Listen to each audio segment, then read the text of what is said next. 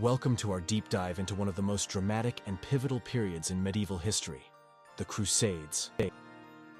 In this series, The History of the Crusades, we will explore the origins, major campaigns, key figures, and lasting impacts of these epic conflicts between Christian and Muslim forces. Today we begin with Part 1, the First Crusade, setting the stage for an unforgettable journey through time. Historical context. To understand the First Crusade, we must first immerse ourselves in the world of the late 11th century. Europe was a patchwork of feudal states, where local lords wielded significant power, and the Catholic Church stood as a unifying institution.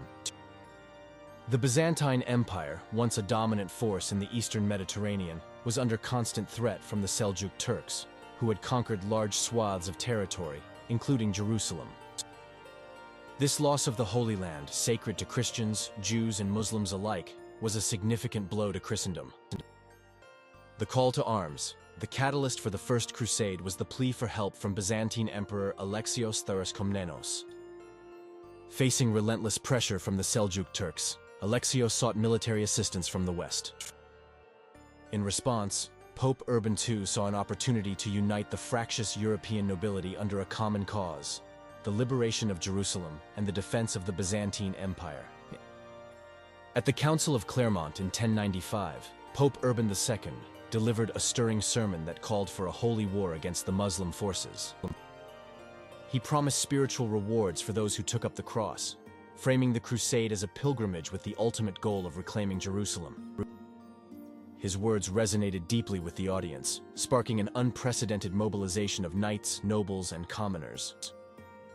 The journey begins. The First Crusade, 1096-1099, attracted a diverse group of participants, from seasoned knights and nobles to peasants and adventurers. Among the notable leaders were Godfrey of Bouillon, Raymond IV of Toulouse, Bohemond of Taranto, and his nephew Tancred. These leaders commanded vast armies that embarked on a perilous journey across Europe and into the heart of the Muslim world.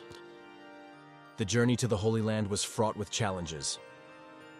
The Crusaders faced harsh conditions, limited supplies, and fierce resistance.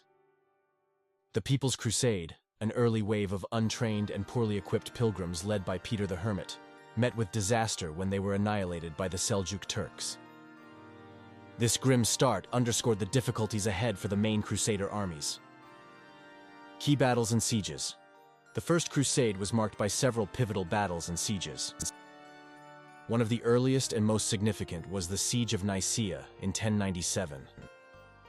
The Crusaders, with the assistance of the Byzantine forces, managed to capture the city, providing a crucial foothold in their campaign.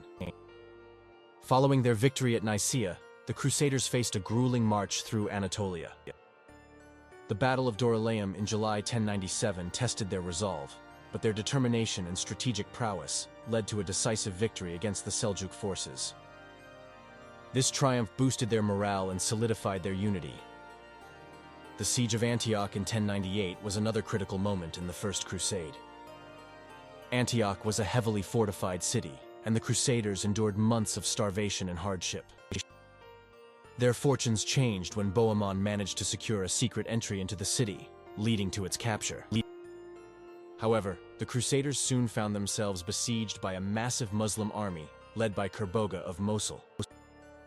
Miraculously, they broke the siege and secured a significant victory, which they attributed to divine intervention.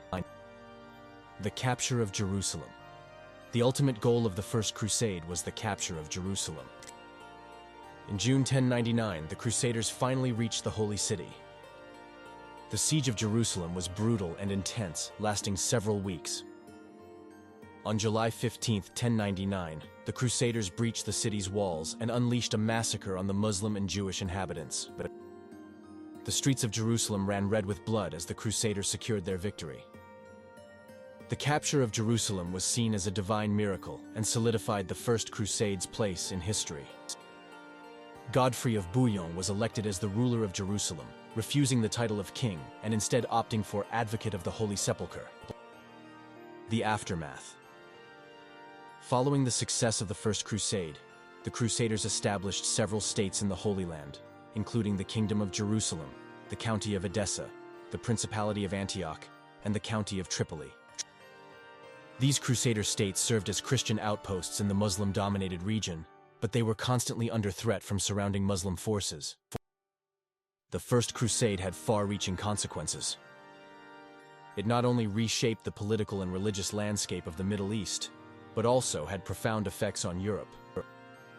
The Crusades facilitated cultural exchanges, trade, and the spread of ideas, even as they left a legacy of violence and conflict. Conclusion. The First Crusade was a complex and multifaceted conflict driven by a mix of religious fervor, political ambition, and economic gain. It was marked by remarkable feats of bravery, profound acts of faith, and brutal violence. As we continue our journey through the history of the Crusades, we will see how these early efforts evolved into subsequent campaigns, each with its own unique challenges and impacts. Stay tuned for the next part of our series, where we will delve into the Second Crusade, exploring its causes, key battles, and outcomes. Until then, continue to question, learn, and explore the rich tapestry of our shared history.